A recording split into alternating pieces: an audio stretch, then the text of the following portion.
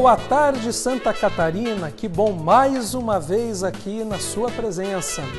Tá gostando do programa Saúde em Foco? Pois acesse o nosso site, ali você vai encontrar mais informações, você vai ver as entrevistas anteriores e vai poder mandar um canal direto de você com o médico as perguntas que lhe interessam. Lembrando, canal direto porque não são perguntas de domínio público. As perguntas vão ficar sigilosas entre você e o nosso convidado. Pois bem, hoje nós temos um tema de extrema relevância para abordar, que é a respeito dos estados emocionais adversos. Você sabia que a depressão pode levar à morte? É uma coisa extremamente séria. Fique ligado que nós já vamos voltar com a nossa entrevista e mais informações. Programa Saúde em Foco com Dr. Deviene. Oferecimento Card Clube. Card Clube, um clube de vantagens. Slaviero Benefits. Beneficiamos quem merece e precisa. Óticas Via Visão. Breve em Santa Catarina. Oftalmos, Clínica de Olhos. Você sabia que a catarata é a maior causa de cegueira reversível no mundo? A visão embaçada e a sensação de nuvem no campo de visão podem ser um sinal da doença.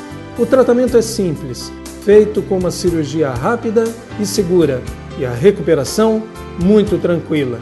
Entre em contato, nossa equipe vai ter imenso prazer em atendê-lo. Até o próximo encontro. Oftalmos Clínica de Olhos, especializada no tratamento de doenças oculares.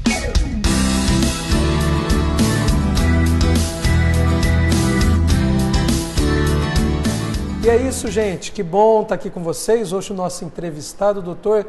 Cristiano Leal, psiquiatra da cidade de Joinville e professor da cadeira de psiquiatria da Universidade Univille. Só que antes eu queria dar a nossa prévia em relação às notícias da saúde. Dia 12 passado de novembro desse ano foi o Dia Mundial de Combate à Pneumonia. Você sabia que a cada 20 segundos morre uma criança no mundo vítima de pneumonia? Nem eu tinha ideia disso, isso é um absurdo. Pois é, gente, a pneumonia, ela de 0 a 5 anos de idade é a maior responsável pelas fatalidades das crianças nessa idade que eu citei, de 0 a 5 anos de idade. Então, são 18% dos óbitos nessa faixa etária. Anualmente, morrem 1,2 milhões de crianças vítimas da pneumonia no mundo. Lamentável, né? Porque é uma doença altamente prevenível e, pior ainda, tratável. Bem, mas vamos agora ao nosso convidado, o Dr. Cristiano Leal, que vai falar um pouco da gente sobre os distúrbios psiquiátricos, principalmente, talvez aquele que seja o mais comum, a depressão. Cristiano, boa tarde, grande prazer em recebê-lo aqui no Saúde em Foco. Boa tarde, Ademar. Eu que agradeço a oportunidade de falar sobre uma doença que vem assustando toda a sociedade moderna, né? Assusta mesmo? Assusta, assusta. A prevalência realmente é muito elevada, como você falou, a frequência da doença é muito elevada, mas curiosamente não é a mais frequente das doenças psiquiátricas, ela perde para os transtornos de ansiedade. Então a depressão, ela tem uma prevalência que eu diria que seria a segunda doença mais frequente. Segundo a Organização Mundial de Saúde, e isso é um outro motivo de grande preocupação, ela é responsável por uma grande capacidade de inviabilizar o labor, né? O trabalho das pessoas. A Organização Mundial da Saúde fala que dentro de 8 anos, em 2020, a depressão vai ser a doença que mais vai incapacitar a população mundial. Curiosamente, hoje em dia, das 10 doenças médicas gerais incapacitantes, segundo a Organização Mundial da Saúde, 5 são doenças psiquiátricas. Que barbaridade! E dessas doenças incapacitantes que levam a pessoa a parar de trabalhar, a depressão está ali em que lugar no ranking? Primeiro, segundo? Ela está em primeiro das doenças psiquiátricas, das né? Psiquiátricas. Mas vai chegar em primeiro das doenças gerais, batendo AVC, infarto em 2020.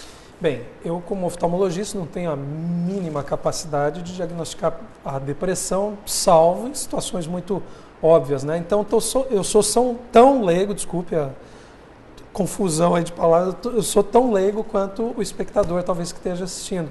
Então diz aí pra gente, o que a gente pode fazer? Quais são os sinais assim que chamam a atenção? Na criança é diferente do adulto, é diferente do idoso, o que a gente pode fazer para observar melhor esses quadros?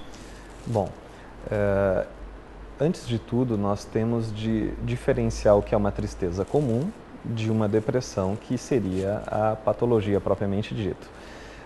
A depressão, você precisa ter sintomas no mínimo durante 2 semanas, sintomas intensos que lhe causam sofrimento ou inviabilizam o teu trabalho, a tua convivência com a família. Classicamente, a depressão é tida como aquela tristeza muito forte, aquela melancolia, aquela perda de energia para realizar as coisas que te davam prazer de uma forma geral. O futebol que você gosta de jogar, o encontro com os amigos. Aqui é importante perguntar, porque às vezes você pergunta se é o trabalho, mas tem gente que não gosta muito de trabalhar, então, mas a gravidade está na questão de que você para de fazer coisas que te davam extremo prazer.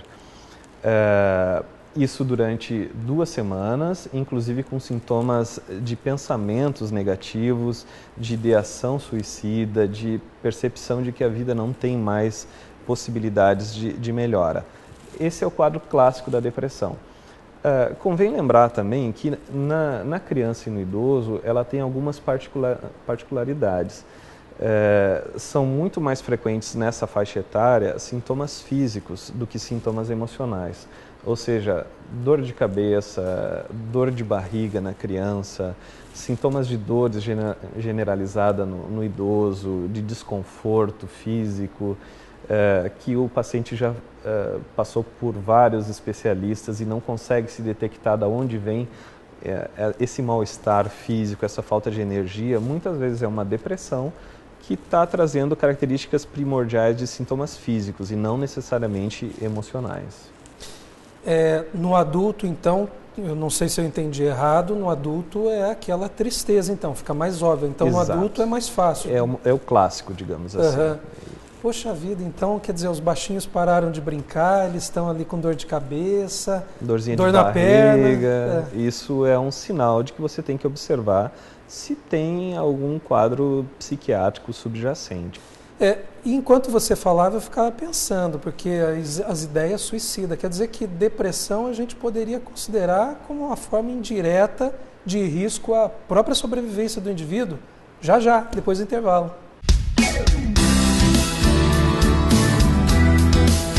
Nosso tema de hoje, cirurgia para eliminar o óculos. É a cirurgia refrativa com laser, rápida e indolor. Para você, até nunca mais. E para você, até a próxima. Oftalmos Clínica de Olhos, especializada no tratamento de doenças oculares.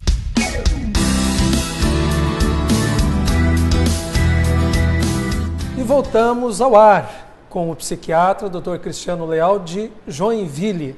A nossa pergunta, quer dizer que então, se você tem uma pessoa depressiva grave, você pode ter um potencial suicida, ou seja, nós podemos estar falando de uma causa de morte importante, a depressão?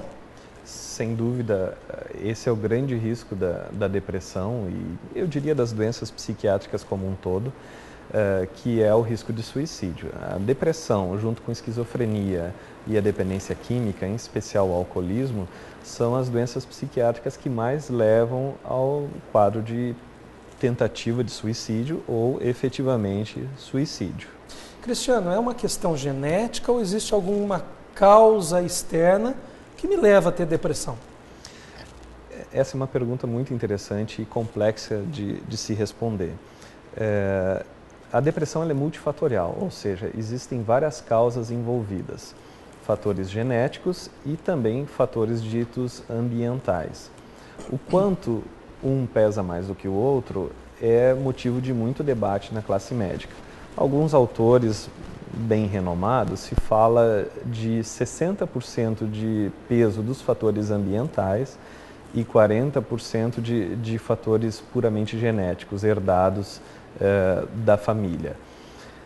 Existe um trabalho muito interessante, um trabalho feito no Canadá, que mostrou muito claramente a interação entre ambiente e biologia. Porque era sempre questionável como é que pode um fator estressante impactar no equilíbrio químico do cérebro, necessitando ao ponto de ter que usar uma medicação para reequilibrar essa química cerebral. Esse trabalho foi muito interessante, foi feito com 2 grupos recém-nascidos de ratinhos, onde uma rata-mãe tinha o hábito de lamber mais os filhotes e a outra ratinha-mãe não tinha tanto esse hábito. Ou seja, um fator ambiental de uma ratinha-mãe tinha mais afeto, mais carinho e outra menos. E se viu depois na evolução desses ratinhos, os filhotes quando cresceram, que eles aumentavam, os que recebiam mais carinho da mãe, aumentava o nível de uma proteína cerebral chamada BDNF. Essa proteína ela é responsável pela proteção da célula cerebral. Ou seja, ela protege a célula cerebral de fatores agressivos, como, por exemplo, o cortisol, que é o hormônio que aumenta durante o estresse. Então, esse trabalho conseguiu mostrar de que o fator ambiental desequilibrado, seja na infância, seja depois de adulto, ele impacta também na biologia celular. Então, existem os fatores genéticos, propriamente dito, a mãe, o pai depressivo, e aqui convém lembrar de que a linhagem materna é que mais transmite para o filho a depressão, ao invés da linhagem paterna. Então, se tu tem uma mãe com depressão ou com uma doença psiquiátrica, tu tem um pouco mais de chance de desenvolver a doença. E aí, somado a esses fatores ambientais, sejam da infância, sejam do estilo de vida moderno, que é outra coisa extremamente nociva para o ser humano, essa frenesi de competição, de tempo sempre regrado, de valores de vida, de estresse constante, isso é um gatilho para quem já tem uma predisposição biológica a desenvolver a doença. Se você faz o diagnóstico na pessoa depressiva, então rotulou, aquele paciente ele é depressivo.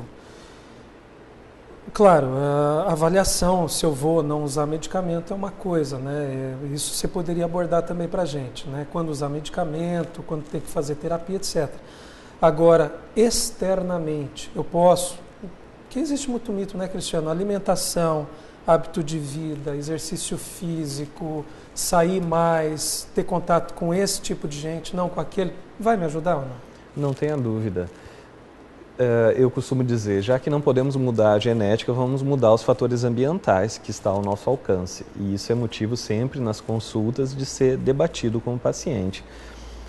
Tem trabalhos recentes também que são muito interessantes nesse aspecto, que, por exemplo, conseguiram comprovar através desses trabalhos de que a meditação frequentemente realizada aumenta o número de células cerebrais na região do hipocampo, que está muito relacionada à questão de humor, de bem-estar.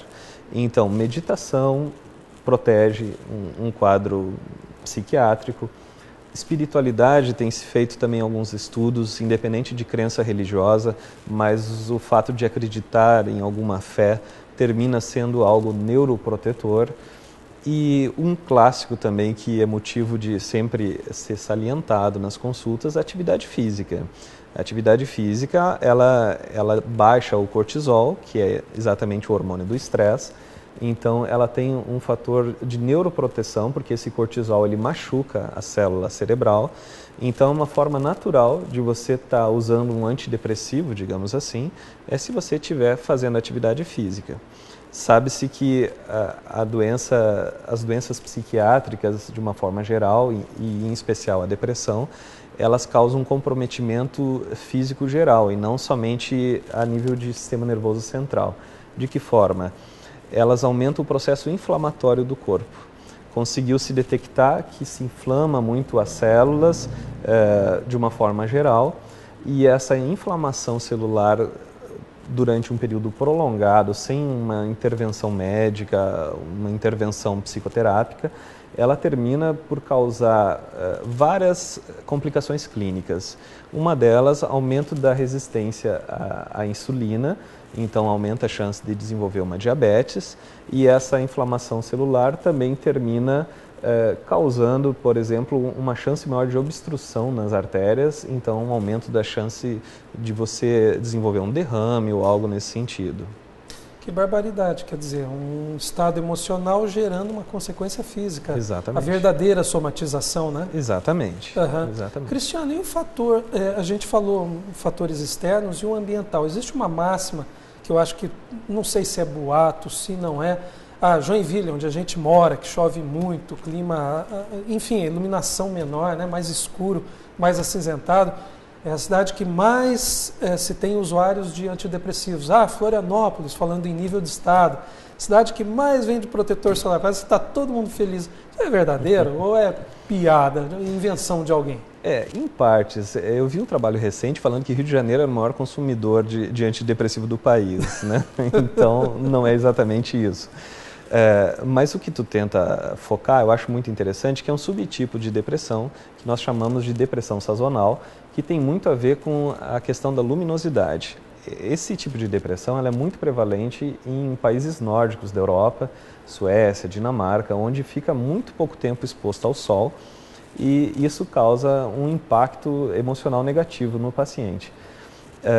Então, a luminosidade termina sendo uma proteção ou não. Inclusive, alguns estudos falando sobre vitamina D como auxiliar no tratamento da depressão, e a gente sabe que a vitamina D ela é sintetizada a nível de pele com a luz solar. Então, existe um porquê também da luminosidade influenciar o desenvolvimento de doenças psiquiátricas da mesma forma. Cristiano, uma coisa que eu vejo nas escolas em especial, né? As crianças sendo rotuladas. Esse aqui é hiperativo, aquele ali é depressivo, droga para todo mundo. Pelo menos é o que a gente sente em boa parte dos meios acadêmicos. É simples assim ou eu tenho que fazer todo um trabalho diagnóstico, trabalho terapêutico com aquela criança? Porque isso vai impactar tremendamente a vida da família e a vida daquela criança. Depois do intervalo.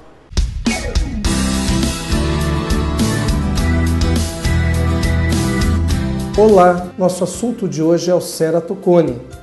Essa doença da córnea que acomete o jovem leva à perda de visão se não tratada adequadamente. Ele deforma a córnea, que é a tampinha transparente dos olhos. O tratamento do ceratocone se dá através do implante de anel corneano ou do crosslink. Até o próximo encontro. Oftalmos Clínica de Olhos, especializada no tratamento de doenças oculares.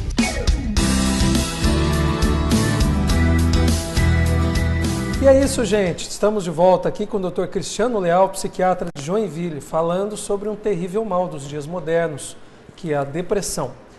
A pergunta que nós havíamos deixado no ar existe hoje uma tendência das crianças no próprio ambiente escolar, de serem rotulados, isso aqui é hiperativo, aquele tem déficit de atenção, isso aqui é depressivo. E parece que a gente vê meio generalizada essa prática de socar droga nas crianças. E na nossa época não havia isso, né, Cristiano? Eu fico me perguntando, será que isso aí é uma situação normal? A prática está correta? É isso aí mesmo? Ou existe um certo exagero da sociedade?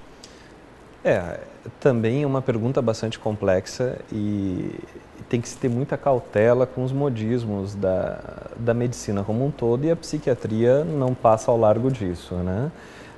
Assim como a bipolaridade, hoje em dia existe, do meu ponto de vista, um certo excesso de diagnóstico, nas crianças também, muitas vezes, a hiperatividade se tornou a doença da moda.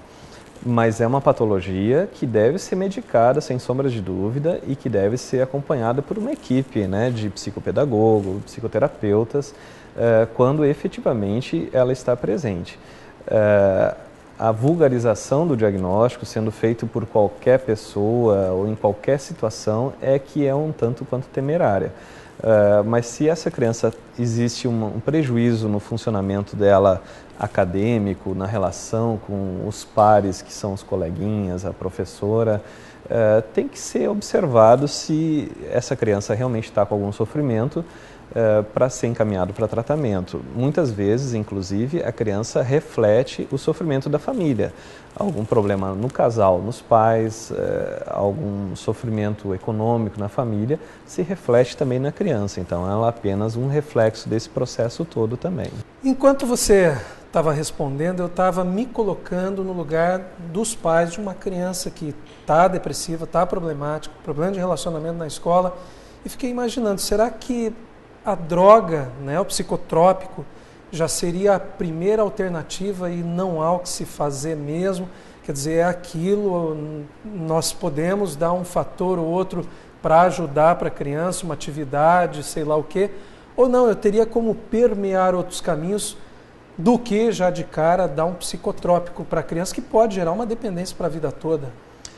É importante tirar alguns estigmas em relação ao psicofármaco. Aqui a questão da criança serve também para o adulto na mesma situação em relação à medicação. Como tratar a depressão? A depressão leve, ela tem uma ótima resposta ao tratamento psicoterápico. Então, o quadro leve, onde não existe um sofrimento tão exagerado, pode ser tratado com a psicoterapia. Que é a conversa. Que é a conversa, né, feita pelos terapeutas. A depressão de moderada a grave, ela não pode ser feita somente com a psicoterapia. Ela pode ter um tratamento auxiliar psicoterápico, mas ela é fundamental de ser abordada através da abordagem farmacológica, com um medicamento antidepressivo. Um estigma muito comum é de que o antidepressivo cause dependência. Na verdade, é um equívoco. Eles não são nem tarja pretas, né? São medicações tarja vermelhas. O antidepressivo ele não causa dependência, embora o tratamento para a depressão seja um tratamento longo de cerca de 1 ano de acompanhamento medicamentoso. Se sabe muitas vezes que a depressão tende a se cronificar, então isso é diferente da pessoa estar viciada em remédio, não é isso. É que a depressão está muito crônica por fatores genéticos muito fortes, por recidivas muito frequentes de várias crises de depressão, ela tende a se cronificar. Então, nesses casos, o tratamento vai além de 1 ano, muitas vezes com o uso contínuo de um psicotrópico, de um antidepressivo para proteção do quadro clínico do paciente. E é claro que também, né, Cristiano, vemos e convenhamos, uma coisa é você estar deprimido no mar do Caribe com 50 milhões na conta bancária, né? E a outra coisa é estar talvez numa situação não tão privilegiada, um bairro ruim, numa cidade ruim, e devendo para Deus e todo mundo. Eu acho que isso certamente é o que você falava antes, né? Nós estamos concorrendo com os fatores externos aí para piorar ou melhorar o quadro do depressivo. Mas você acabou falando um negócio que eu mesmo não tinha conhecimento, quer dizer, essa condição aí de periodicidade. Você tem um período que a pessoa pode estar ou ser depressiva. Então ela não vai ser a vida toda dela, ela pode vir em crises, ter dependência ao medicamento, ou melhor, necessitar do medicamento e depois você liberar ela. É isso aí? Exatamente. O protocolo de tratamento se fala que uma primeira crise você tem que tratar por 1 ano com a medicação. E depois disso é reduzido paulatinamente a medicação e se tem alta do paciente. Os casos de recidivas, de recorrência da doença acontecem. Alguns trabalhos falam, inclusive, de que se você tem um episódio depressivo, em 15 anos, mesmo sendo tratado direitinho esse episódio depressivo, em 15 anos você tem 85% de chance de recaída da doença. Então é bastante significativo, é quase como tu dizer assim, olha, tu teve depressão hoje, mas observa que tem grande chance de recaída no futuro. Aí talvez entraria o como manejar os fatores ambientais, o estilo de vida, como um fator de proteção psiquiátrica. Não é uma garantia plena, porque a biologia às vezes fala muito alto e a pessoa recai, embora ela tenha um estilo de vida muito bom, mas o que está ao nosso alcance de estilo de vida é sempre prudente de ser manejado e olhado com muito carinho também. E motivos, considerando o mundo ocidental, a vida corrida, nós temos de sobra, não é verdade? Não tenha dúvida. Cristiano, em relação à pessoa de mais idade, é diferente a abordagem ou não? Você segue essa mesma linha do adulto, a mesma linha ou você tem que tratar o velhinho com mais carinho, porque ele está carente por uma série de motivos, ele já teve suas perdas, ele está calejado, ele tem uma série de privações que talvez as pessoas mais jovens não sintam. Sem dúvida, né? O idoso ele está numa fase da vida de balanço da vida, né? De ponderar as vitórias e as derrotas na vida. E isso aumenta muito a fragilidade, né? Porque existe o temor também que todo ser humano tem da morte, né? Da iminência da morte. Então é um momento extremamente delicado, onde os fatores ambientais que são imutáveis, que seriam a idade da pessoa, tem que ser pelo menos amenizado pelo carinho da família, pela compreensão da família e a abordagem terapêutica de uma forma sensata, muitas vezes com equipe multidisciplinar e, não raro, com abordagem farmacológica também do tratamento da depressão. Gente, você vê quanta coisa a gente não sabe, acaba descobrindo numa entrevista sobre um tema que às vezes a gente negligencia, né, que foi a depressão. Muito obrigado, eu que agradeço a oportunidade de falar sobre as doenças psiquiátricas como um todo e dar uma pinceladinha no que as pessoas podem fazer para, se não tratá-las, pelo menos evitá-las, né? Obrigado, foi altamente elucidativo. E vamos chegando ao final do nosso programa com o bloco Visão em Foco. Hoje, sabe o que a gente vai abordar, gente? Nós vamos falar sobre daltonismo. Existe uma baita de uma confusão, né, envolvendo aí pessoas que erroneamente são diagnosticados como daltônicos. Dá uma olhada nas imagens que nós vamos colocar aqui, né? A primeira imagem e agora a segunda imagem. E aí, você conseguiu ver o que está escrito? Se você conseguiu, de saída, você já não é daltônico. Gente, daltônico é aquela pessoa, aquele indivíduo que não consegue diferenciar as cores primárias. Você coloca um verde, coloca um vermelho, um amarelo, um azul, ele acha que é tudo a mesma cor. Ele até vê as nuances de tonalidade, mas ele não consegue fazer essa diferenciação. Bem, principalmente nos testes, quando a gente vai fazer teste de habilitação para motorista, tem aquelas cartelinhas que nem foram mostradas agora no ar. Aquelas cartelas servem para ver se você conhece realmente as cores primárias ou não, ou seja, se é daltônico. E dentre aqueles testes, como muitos deles não são feitos com médicos oftalmologistas, são médicos peritos ali que estão fazendo o exame geral para a pessoa ver se está habilitado o candidato ou não, normalmente quando há um índice de erros acima de 25% a 30% em média, a pessoa às vezes é reprovada. Por quê? Porque eu sou daltônico. E aí vai para a consultório e a gente verifica que não é bem assim. E essa confusão, de onde veio então? Existe um quadro chamado de descromatopsia. Opa, o nome mudou e a coisa complicou um pouquinho. Na verdade, não. A descromatopsia é quando a pessoa não diferencia bem tons similares de cores. Vamos ver então de novo as imagens. A primeira imagem aparece o quê? O número 12, bem evidente. Ora, se você não consegue ver essa imagem no vídeo, nós sabemos que há grande probabilidade de você ser daltônico.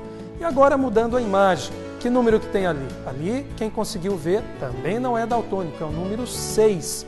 Mas não significa que quem não conseguiu ver essa segunda imagem seja realmente daltônico. Você pode ter uma descromatopsia. Qual o transtorno prático em relação a isso? Essa pessoa, no teste de volante, tem condições de passar, porque ela sabe quando o sinal de trânsito está vermelho e quando esse sinal está verde. Então essa pessoa não vai ter problemas para dirigir. Agora você colocou um tom cinza em cima de um tom azul meio acinzentado, essa pessoa vai ter dificuldade para diferenciar. Então cor de roupa, às vezes a combinação não é tão feliz assim. A pessoa que vai trabalhar com pintura acaba não se dando muito bem. Então fique ligado se é daltônico ou não, ou tem só a descromatopsia. Gente, valeu o encontro de hoje. Hoje nós falamos sobre a depressão, um estado que pode levar a sérias consequências. E não se esqueça que a semana que vem nós temos um encontro marcado aqui no Saúde em Foco. Qualquer dúvida ou se você quiser ver os programas anteriores, lembre-se do site saudeinfoco.med.br. Eu aguardo você lá e a semana que vem nos encontramos novamente.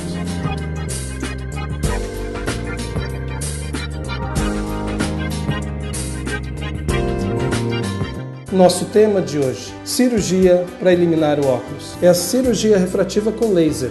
rápida e indolor. Para você, até nunca mais. E para você, até a próxima. Oftalmos Clínica de Olhos, especializada no tratamento de doenças oculares.